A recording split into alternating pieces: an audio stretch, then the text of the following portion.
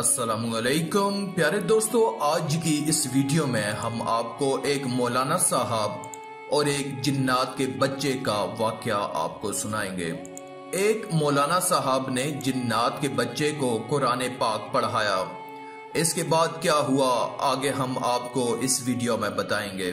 दोस्तों, पहले का जमाना वो जमाना था जिसमें पैसों की फरावानी नहीं हुआ करती थी। लोग ज्यादातर गरीब हुआ करते थे, लेकिन रिश्तों की पहचान थी।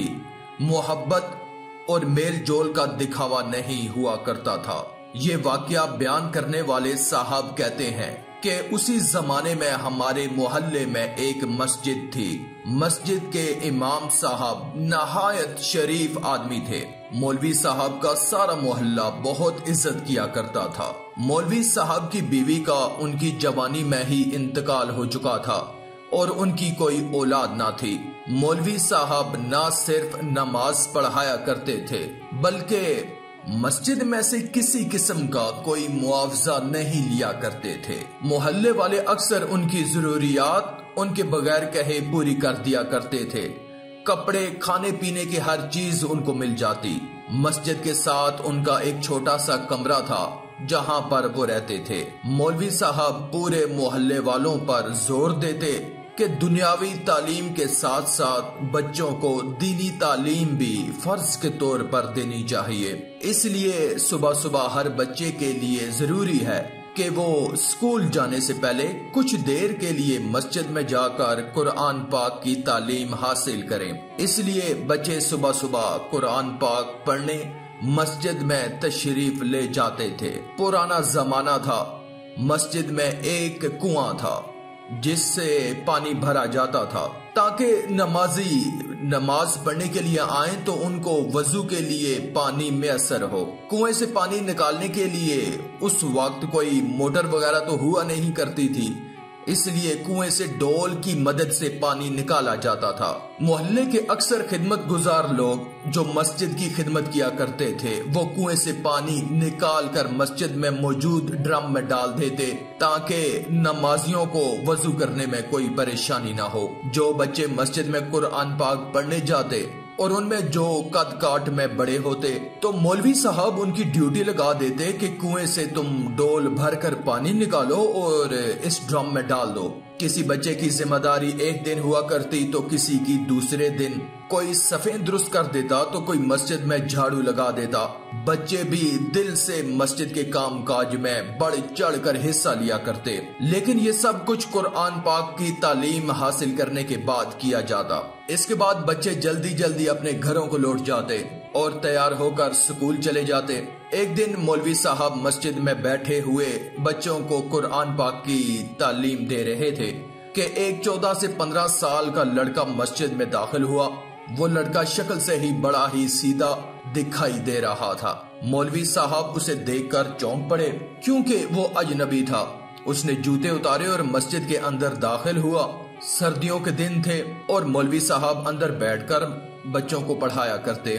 उसने अंदर दाखिल होकर मौलवी साहब को बाअदब होकर सलाम किया और मौलवी साहब ने उसके सलाम का जवाब दिया और उसे पहचानने की कोशिश करने लगे, मगर मौलवी साहब उसे पहचान न पाए। फिर मौलवी साहब ने उससे आने का मकसद पूछा तो उसने बताया कि वो यहाँ से थोड़ी दूर रहता है, आसपास कोई आबादी नहीं है।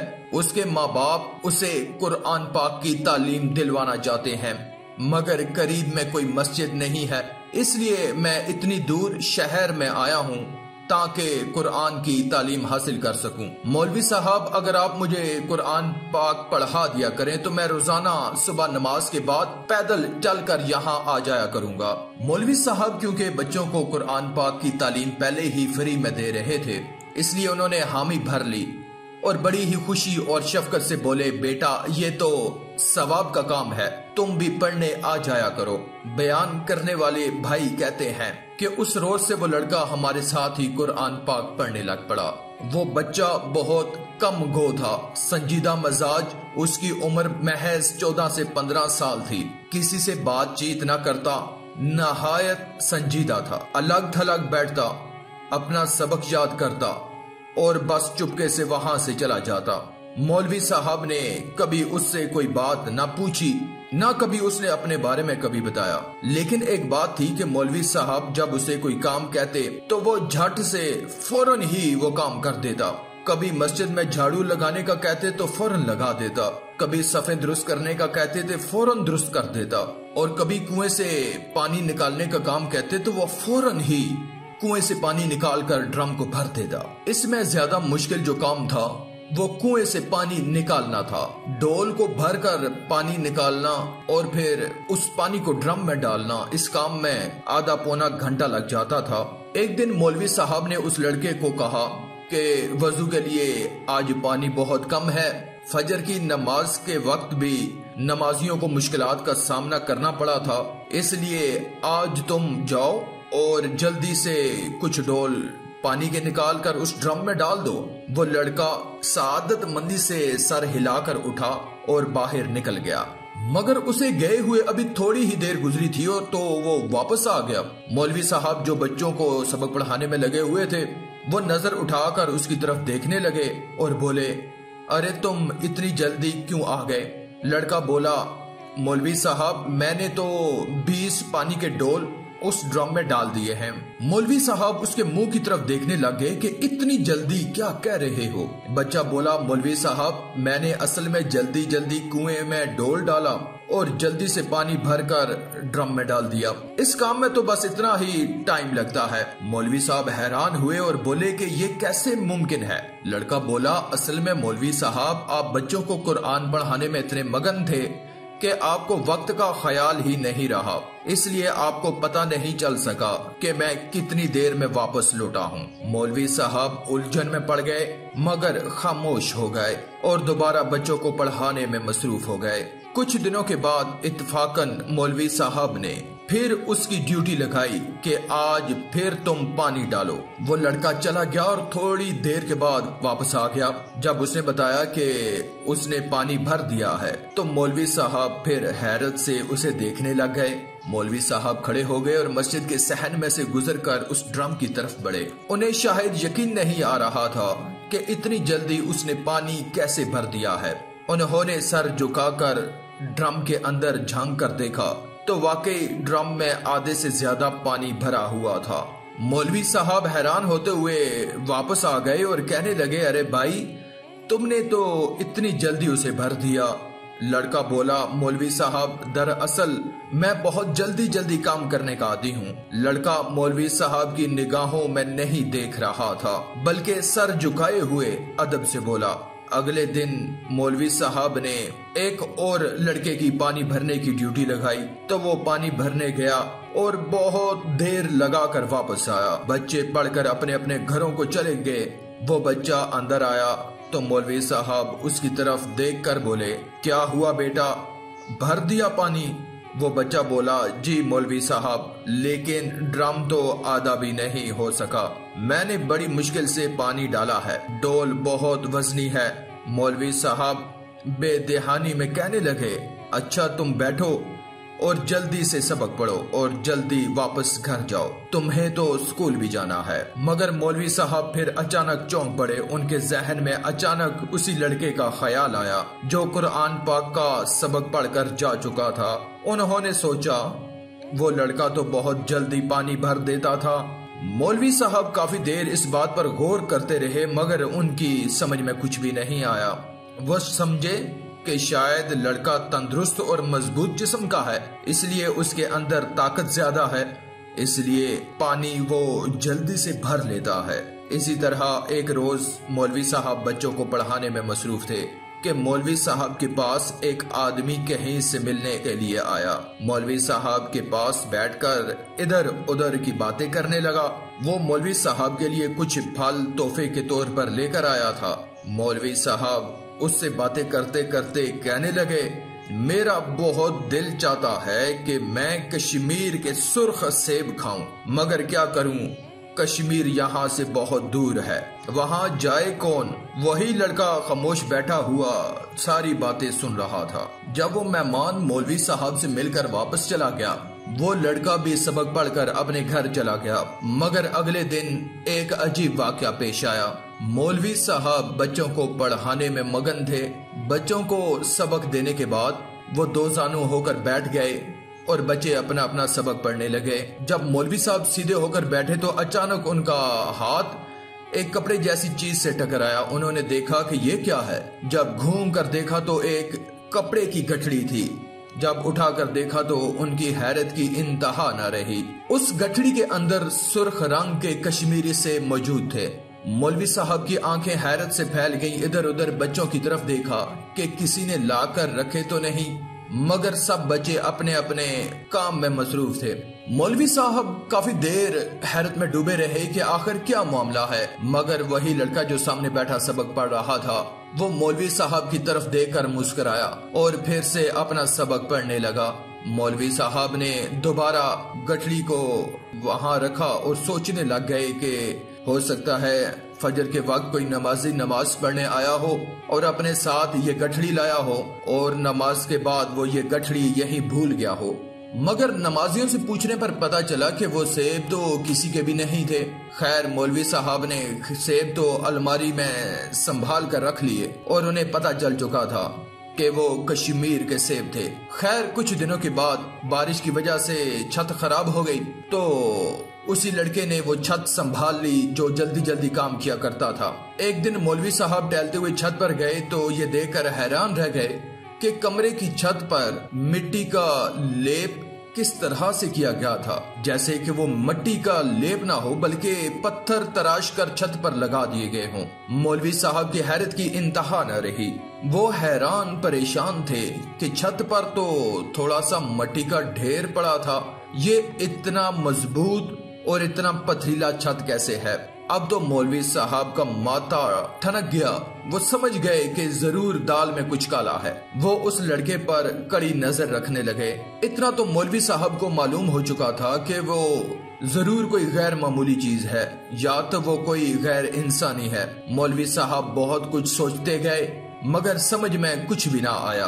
अब लड़का भी जरा होशियार हो गया। एक दिन मौलवी साहब से कहने लगा कि हमारे घर एक सालाना खत्म है और मेरे वालिद ने आपको दावत दी है कि आप हमारे घर आकर खत्म पढ़ना है। मौलवी साहब बोले, तुम्हारा घर कितना दूर है और किधर है? जहाँ तक मेरा ख्याल है तुम्हारा घर तो यहाँ से बहुत दूर है। लड़का फौरन से बोला कि रेलवे स्टेशन के पास थोड़े दूर हमारा घर है। मौलाना साहब आप परेशान मत हो, मैं आपको लेकर जाऊंगा और फिर वापस छोड़ जाऊंगा। मौलवी साहब कहने लगे कि ठीक है, खत्म कल पढ़ना है ना? तो बच्चा कहने लगा कि हाँ कल शाम को पढ़ना है। मौलवी साहब कहने लगे ठीक है, कल तुम असर की नमाज के फौरन बाद आ जाना, मैं तुम्हारे साथ चलूंगा और फिर खत्म पढ़ाकर मगरिब की नमाज होने तक मैं वापस आ जाऊंगा। लड़के ने सर हिलाया और फिर वो वहां से चला गया। अगले रोज वो लड़का मौलाना साहब को लेने असर के वक्त आ पहुंचा। असर की नमाज अदा की और मौलवी साहब से कहने लगा चलिए मौलवी साहब। मौलवी साहब उसके साथ चल पड़े। रेलवे स्टेशन से थोड़ा आगे गुजरकर आगे आबादी खत्म होना शुरू हो गई और फिर वीराना शुरू हो गया। वो काफी दूर तक चलते रहे। मौलवी साहब तो चल चल कर थक चुके थे, उनके पांव दर्द से दुखने लग गए। मौलवी साहब को गुस्सा तो बहुत आया मगर अपने गुस्से पर काबू पाते हुए बोले, अरे भाई कितना दूर है तुम्हारा घर? मेरे तो पाँव में छाले पड़ गए हैं। उसने फौरन पीछे मुड़कर देखा और हंसकर बोला, अरे मौलवी जी आप थक गए इतनी जल्दी? बस करीब ही मेरा घर है, थोड़े दूर है, आप परेशान मत हो। मौलवी साहब को गुस्सा तो बहुत आया मगर खामोश हो गए और चलते गए। चलते चलते मौलवी साहब इतने निढाल हो गए कि गिर पड़े। थक हार कर बोले, अरे भाई इन वीरानों में किसका घर हो सकता है? यहाँ पर तो कुछ भी दिखाई नहीं दे रहा। बस मियाँ बस, मैं तो अब आगे नहीं चल सकता। मौलाना साहब वहीं एक जगह पर बैठ गए। अरे अरे मौलवी साहब ये क्या कर रहे हैं? चलिए बस पास पहुँच गए हैं। लड़के ने उन्हें सहारा देकर उठाया। वो लड़का चलते चलते पहाड़ी के दरमियान में एक छोटे से गार में जाकर खड़ा हो गया। फिर लड़के ने मौलवी साहब की तरफ देखा और कहने लगा, लीजिए मौलवी साहब मेरा घर आ गया, आप मेरे पीछे पीछे चले आइए। मौलवी साहब पीछे तो चल पड़े लेकिन दिल ही दिल में कह पड़े कि ख्वामखा ये मुसीबत मैंने अपने गले में डाल ली। लड़का उस सुराख नमा गार के अंदर दाखिल हो गया। मौलवी साहब भी उसके पीछे पीछे चल पड़े।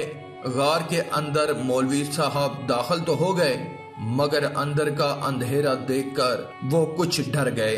वो लड़के के पीछे चलते रहे। थोड़ी दूर चलने के बाद गार में अंधेरा छुपना शुरू हो गया और सामने से रोशनी दिखाई देने लगी। रोशनी गालिबन किसी ऐसी जगह से आ रही थी जहां पर धूप का अमल दखल था। लड़के ने मौलवी साहब की तरफ देखकर कहा कि चले आइए अंदर। मौलवी साहब जैसे ही अंदर दाखिल हुए, वो डरते डरते अंदर कदम रख रहे थे। अंदर पहुंचे तो देखा तो वो कोई गारनमा बहुत बड़ा कमरा था। जब मौलवी साहब की आंखें देखने के काबिल हुई तो उन्होंने देखा कि गार के अंदर बहुत से लोग बैठे हुए हैं, जो औरतें और मर्द थे, और साथ दीवारों पर छोटी छोटी मशालें जल रही थी।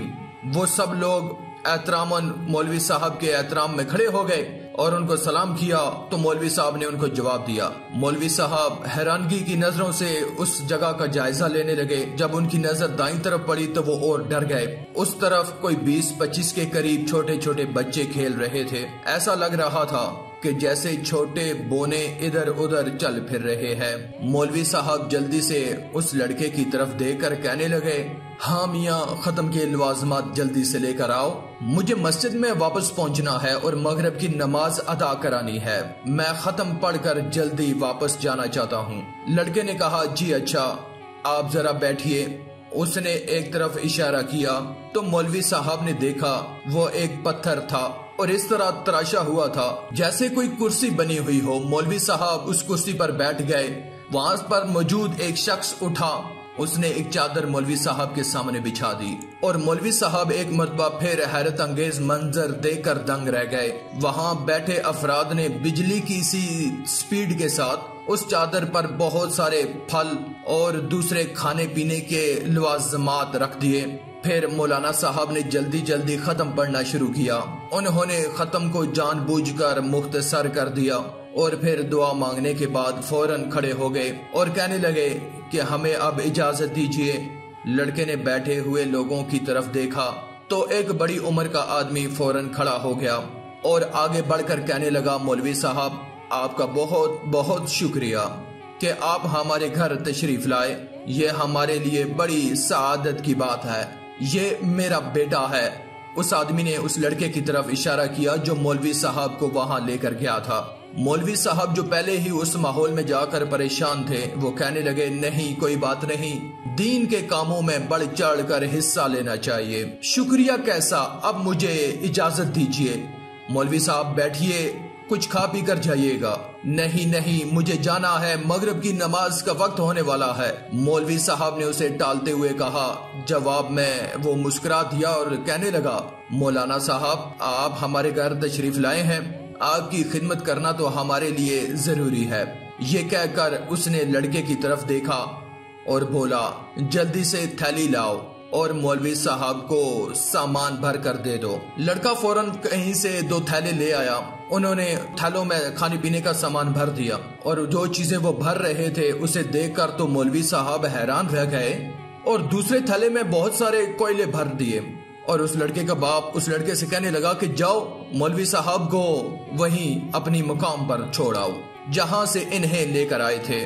मौलवी साहब, ये कुछ खाने पीने का सामान और ये कोयले हमारी तरफ से आपके लिए तोहफा हैं। इसके बाद वो लड़का मौलवी साहब को लेकर वहां से चल पड़ा। मौलवी साहब जब गार से बाहर निकले तो दिल ही दिल में कहने लगे कि इतनी दूर खत्म पढ़ाने आया और दिया भी तो क्या, कोयले, मेरे लिए कुछ भी नहीं बचा था उनके पास। अजीब लोग हैं, घर आए मेहमान की खिदमत करना भी इन्हें नहीं आता। लड़के ने कोयले वाला थैला मौलवी साहब को पकड़ा दिया और खाने वाला थैला जो भारी था वो खुद उठा लिया। मौलवी साहब कोयले वाला थैला उठाए उसके साथ चलते रहे और दिल ही दिल में उन्हें सुनाते रहे। काफी देर चलने के बाद उन्हें दूर से रेलवे लाइन चमकती हुई दिखाई दी तो उन्होंने उस लड़के से कहा, तुम चले जाओ। लड़के ने कहा, नहीं मौलाना साहब, मैं आपको मस्जिद तक छोड़ कर आता हूँ। मौलाना साहब बोले, नहीं, अब तुम जाओ, मैं चला जाऊंगा। मौलवी साहब नहीं माने और उस लड़के से खाने का थैला पकड़ लिया और उस लड़के को वापस कर दिया। लड़के ने जाने से पहले रुखसत होते वक्त मौलवी साहब का बड़ी गर्मजोशी से शुक्रिया अदा किया और कहने लगा, मौलवी साहब, मैं आपका एहसान सारी जिंदगी नहीं भूलूंगा। आपने मुझे पढ़ाया और ख़त्म के लिए भी मेरे घर तशरीफ लाए। मौलवी साहब ने उसे दुआओं के साथ रुखसत किया, मगर दिल ही दिल में तिल मिला रहे थे। वो लड़का चला गया तो मौलवी साहब मस्जिद की तरफ चल पड़े। अभी आबादी दूर थी। एक हाथ में कोयले का थैला और दूसरे हाथ में खाने पीने वाले चीजों का थैला। मौलवी साहब को गुस्सा तो बहुत था, इसलिए थैले में से एक एक कोयला निकाल कर फेंकना शुरू कर दिया। जब रेलवे लाइन के बिल्कुल करीब पहुंचे तो बैठकर हाँफने लगे। उनका सांस चढ़ गया। कोयले वाला थैला कुछ हल्का हो गया क्योंकि उन्होंने काफी सारे कोयले रास्ते में ही फेंक दिए थे। फिर कुछ कोयले बच गए तो कहने लगे, चलो ये तो पहुंच गए हैं अंगीठी में, जलाने के काम आएंगे। वो घर की तरफ चल दिए। गुस्से से कोयले का थैला एक तरफ फेंक दिया, मगर एक बात उनके जहन में बुरी तरह खटक रही थी कि आखिर इतने वीराने में उन लोगों का रहने का क्या मतलब है। जहनी उलझन का शिकार रहे। मगरिब की नमाज अदा की और फिर इशा की नमाज अदा की। सोने के लिए लेटे तो फिर यही सारा मंजर उनकी आंखों के सामने घूमता रहा। न जाने मौलाना साहब को किस वक्त नींद आ गई। जब सुबह फजर से पहले उठे तो उठते ही उनकी नजर उस थैले पर पड़ी जो सामने पड़ा हुआ था और उसमें कोयले पड़े थे। दिल में ख्याल आया कि अब इन कोयलों का क्या करूं, बाकी तो फेंक दिए, अंगीठी में भी नहीं जलाता, छोड़ो बाहर फेंक देता हूँ। आगे बढ़े, थैला उठाया, मगर थैला उठाया तो अंदर से कोई चमकती हुई चीज नजर आई। फौरन मौलाना साहब ने थैला खोला तो ये देखकर उनकी आंखें हैरत से फैल गईं कि वो सारे कोयले सोने के बन चुके थे। मौलवी साहब दंग रह गए। मैं कहीं कोई ख्वाब तो नहीं देख रहा, मगर वो ख्वाब नहीं था, एक हकीकत थी। उन्होंने फौरन वो थैला उलट दिया। वो सारे के सारे कोयले सोना बन चुके थे। अब उनकी समझ में सारी बात आ चुकी थी। वो लड़का जिन्नात के कबीले में से था। जिन बात का मौलवी साहब को शक था वही हुआ। मौलवी साहब की जिंदगी बदल कर रह जाती है। अब तो मौलाना साहब को बहुत अफसोस हुआ। उन्होंने फौरन ही कोयले समेट कर उन्हें एहतियात से कमरे में छुपा दिया। नमाज फजर के बाद जैसे ही थोड़ा सा उजाला हुआ तो मौलाना साहब ने रेलवे लाइन की तरफ दौड़ लगा दी। रेलवे लाइन पार की और दौड़ते दौड़ते सारी जगह पर देखते गए, मगर उन्हें रास्ते में कहीं भी वो कोयला नजर न आया जो वो फेंकते जा रहे थे। मौलवी साहब नाकाम होकर वापस आए। जो कोयले सोना बन चुके हैं वही उनकी किस्मत में थे, उन्हें ही गनीमत जानकर अब रख लिया जाए। यूं मौलाना साहब ने अपनी थोड़ी सी गफलत से अच्छा भला खजाना अपने हाथ से खो दिया। तो दोस्तों, ये एक मौलाना और एक जिन्नात के बच्चे का अजीबोगरीब वाकया था। ये वीडियो आपको कैसी लगी नीचे कमेंट में जरूर बताएं और इस वीडियो को लाइक जरूर करें और हमारे इस अल्लाह की कुदरत चैनल को भी सब्सक्राइब कर दें। शुक्रिया।